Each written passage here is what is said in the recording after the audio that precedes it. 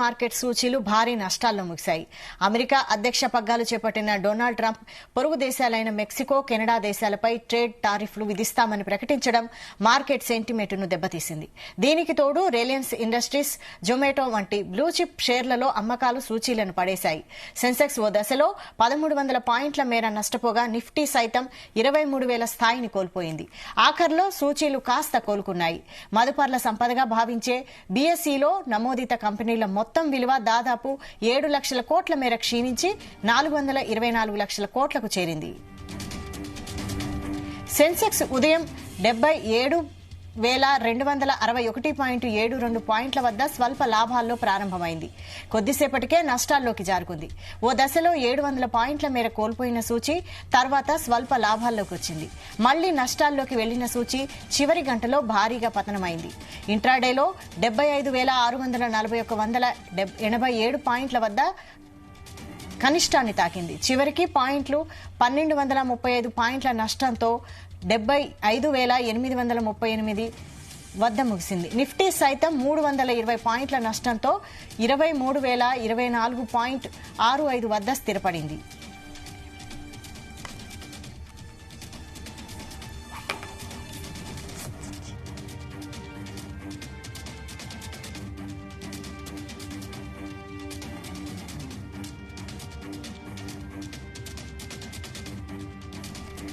ఇక ఇదే అంశంపై మనతో మాట్లాడడానికి ఫోన్ లైన్ లో సిద్ధంగా ఉన్నారు మార్కెట్ ఎనర్జీ జీవి సత్యనారాయణ గారు. సత్యనారాయణ గారు నమస్తే అండి. నమస్తే. నమస్తే అండి. ఈరోజు చూసాం కదా, నిన్న ట్రంప్ ప్రమాణ స్వీకారంతో స్టాక్ మార్కెట్లు నష్టాలు చవి చూసినట్టు తెలుస్తోంది. ఏమంటారు దీనిపై మీరు? అవును, నిన్న మన మార్కెట్లు పెరగడం జరిగింది. రాత్రి ప్రమాణ స్వీకారం అయిపోగానే మెయిన్ అంటే ఇప్పుడు పడటానికి మెయిన్ రీజన్ ఏంటంటే డాలర్ రీప్లేస్మెంట్ కోసం బ్రిక్స్ పై 100% సుంకాలని ట్రంప్ బెదిరించడం జరిగింది. అంటే మేము 100% సుంకాలు వేస్తామని.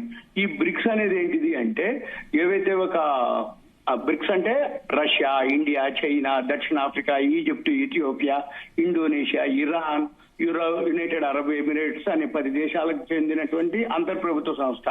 ఈ కొత్త ఏవైతే బ్రిక్స్ ఉందో కొత్త కరెన్సీని సృష్టించడం లేదా యుఎస్ డాలర్ ని భర్తీ చేయడం కోసం మరే ఇతర కరెన్సీని సృష్టించిన 100% సుంకాలను ఎదుర్కొంటారు అని ఆయన చెప్పడం, దానితోటి మన మార్కెట్లు బాగా ఫాలో అవటం జరిగింది. మెయిన్ అది రీజన్.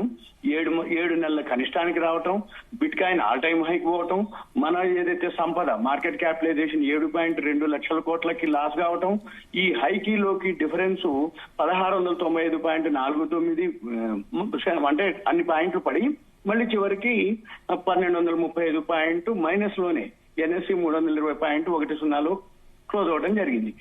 దీన్ని బ్లాక్ ట్యూస్డే అంటే ఏంటంటే మంగళవారం నాడు అనుకోకున్నటువంటి ఇంకోటి ఏంటంటే ఈ రోజు వీక్లీ ఎక్స్పైరీ ఒకటి ఉంది. దీంతో పాటు విక్స్ వోలటాలిటీ ఇండెక్స్ 3.90 పెరగటం జరిగింది. ఎఫ్ఐఏలు కంటిన్యూగా అమ్ముతూ వచ్చిర్రు. ఈ నెలలోనే 50,912.6 కోట్లు అమ్మటం జరిగింది. డిఐఐలు 53,689.10 కోట్లు కొన్నా కానీ ఎఫ్ఐఎల్ సెల్లింగ్ జరగడం అయిన తర్వాత రాత్రి అమెరికా మార్కెట్లు సెలవు అనమాట. మార్టిన్ లూథర్ కింగ్ జూనియర్ దినోత్సవం. అందుకని నిన్న అమెరికా మార్కెట్లు సెలవు కావటం, ఈ ట్రంప్ ఏదైతే రావటంతో అన్సర్టనిటీ రావటంతో మన మార్కెట్లు బాగా భారీగా పతనం. తర్వాత థర్డ్ క్వార్టర్ రిజల్ట్స్ ఏవైతే ఉన్నాయో అవి అంత సాటిస్ఫాక్షన్ గా లేవు, అంత అనుకున్నట్లుగా లేవు అనేది ఒక రీజన్.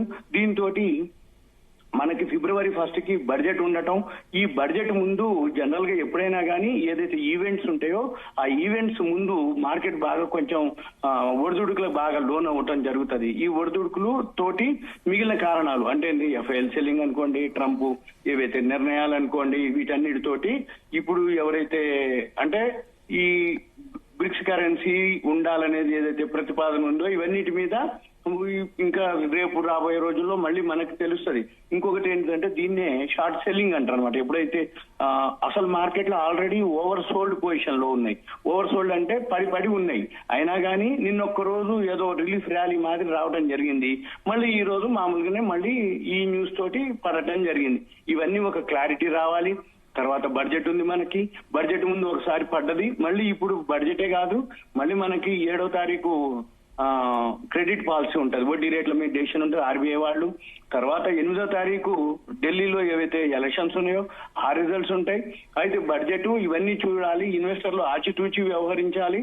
లేదు అనుకుంటే మెదలకుండా ఉండి బడ్జెట్ అయిపోయినాక, క్రెడిట్ పాలసీ అయిపోయినాక, ఢిల్లీ రిజల్ట్స్ ఎలక్షన్స్ అయిపోయినాక, వడ్డీ రేట్ల డిసిషన్ అయిపోయేదాకా చూస్తూ ఉండాలి. ఎందుకోసం అంటే ఎక్కడ కొన్నా కానీ మ్యూచువల్ ఫండ్స్ ఇవన్నీ తగ్గిపోయినాయి. ఇన్వెస్టర్లు ఎక్కడ కొన్నా కానీ ఇంకా లో ఫాల్ అవుతున్నాయి, అంటే డౌన్ అవుతా ఉంది. అంటే ఎక్కడ ఎంటర్ అయినా కానీ లాస్ లోనే అవుతుంది. కాబట్టి ఎక్కడ ఒకవేళ అంటే సోల్డ్ అంటే అమ్మకాలు, ఓవర్ సోల్డ్ అంటే ఓవర్ అయిపోయినా కానీ గ్రాఫ్లు టెక్నికల్ అవన్నీ కూడా బాటం చూపించినా కానీ మార్కెట్లు ఇంకా పడుతున్నాయి. ఇంకా బౌన్స్ బ్యాక్ అవ్వాలి, పెరగడానికి రెడీగా ఉంది. ట్రంప్ ప్రమాణ స్వీకారానికి మన దేశానికి బాగా అంటే మేలు జరుగుద్ది, అది జరుగుద్ది అని అనుకున్నవన్నీ కూడా ఇప్పుడు కొంచెం ఆయన ఆ మాటలు ఈ మాటలు అనేటప్పటికీ ఈ బ్రిక్స్ దేశాలతోటి మెయిన్ అది రీజన్ అనమాట. మనకి పడటానికి మెయిన్ రీజను అది అనమాట. అంటే మనము వెయిట్ చేయటం తప్ప ఇక వెయిట్ చేసేది ఏం లేదు మనం. అయితే ఇది గోల్డ్ పై ప్రభావం చూపే అవకాశం ఉందంటారా?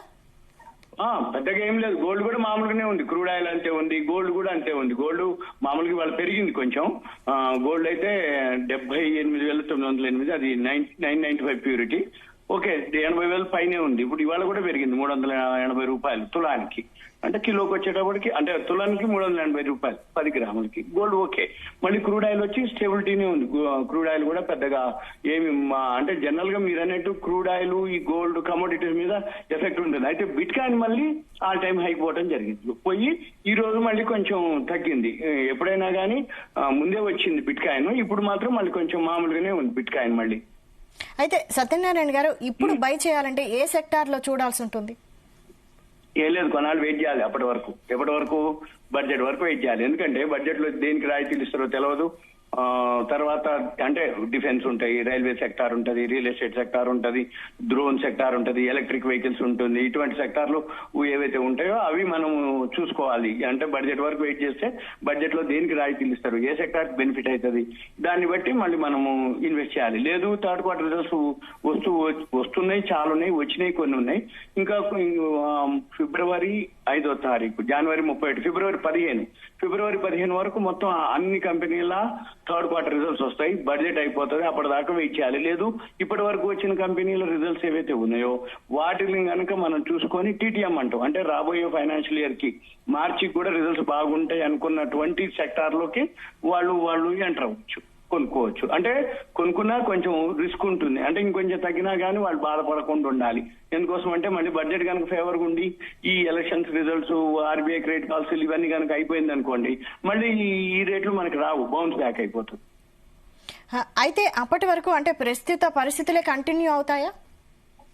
అట్లనేం లేదు. ఈ న్యూస్ ఇప్పుడు మనం అనుకుంటున్నాం, మరి ఏం జరుగుతుందో రేపు మళ్ళీ అంటే మన వాళ్ళు మార్కెట్ మీద ఎలాంటి. ఇంకొకటి కూడా జరిగింది ఈ మధ్య, సెబీ వాళ్ళు ఒక డెసిషన్ తీసుకుర్రు, రీసెర్చ్ అనలిస్ట్ల మీద ఏదో ఒక ప్రాబ్లం ఉంది.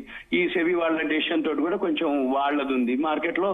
ఇవన్నీ ఈవెంట్స్ అంటాం, అంటే ఈవెంట్స్ అంటే పుకార్ లాంటివి, అవాండాలు, అంటే సెబీ ఏదో నిర్ణయం తీసుకుందని దాంతో మార్కెట్ లో సెల్లింగ్ ప్రెషర్ అని ఇటువంటివన్నీ కొన్ని వస్తూ ఉంటాయి. ఇవన్నీ కొంచెం అంటే నా ఉద్దేశ ప్రకారం మెదలకుండా ఉండి బడ్జెట్ అయిపోయినాక అప్పుడే మనం ఎంటర్ అవ్వడం బెటర్ ఏమో అని ఆలోచన. ఓకే అండి, థ్యాంక్ యూ సత్యనారాయణ గారు.